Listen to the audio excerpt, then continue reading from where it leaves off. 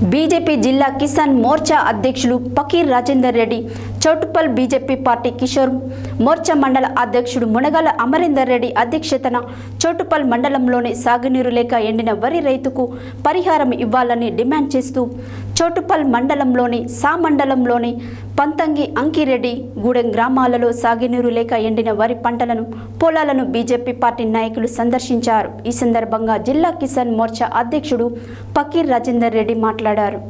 BJP జిల్లా కిసాన్ మోర్చా అధ్యక్షుడు Fakir Rajender Reddy, Choutuppal BJP party Kisan Morcha మండల అధ్యక్షుడు మునగాల అమరేందర్ రెడ్డి అధ్యక్షతన చౌటుప్పల్ మండలంలోని సాగునీరు లేక ఎండిన వరి రైతుకు పరిహారం ఇవ్వాలని డిమాండ్ చేస్తూ చౌటుప్పల్ మండలంలోని మండలంలోని పంతంగి అంకిరెడ్డిగూడెం గ్రామంలో సాగునీరు లేక ఎండిన వరి పంటను పొలాలను బీజేపీ పార్టీ నాయకులు సందర్శించారు. ఈ సందర్భంగా జిల్లా కిసాన్ మోర్చా అధ్యక్షుడు ఫకీర్ రాజేందర్ రెడ్డి మాట్లాడుతూ వరి పంట నష్టపోయిన రైతుకు ఎకరానికి 30,000 రూపాయలు నష్టపరిహారం ఇవ్వాలని డిమాండ్ చేశారు. అదేవిధంగా స్పెషల్ బీమా యోజన ప్రవేశపెట్టాలని, 2 లక్షల రూపాయలు రుణమాఫీ చేయాలని, రైతులను ఆదుకోవాలని మా బీజేపీ పార్టీ తరపున డిమాండ్ చేస్తున్నామన్నారు.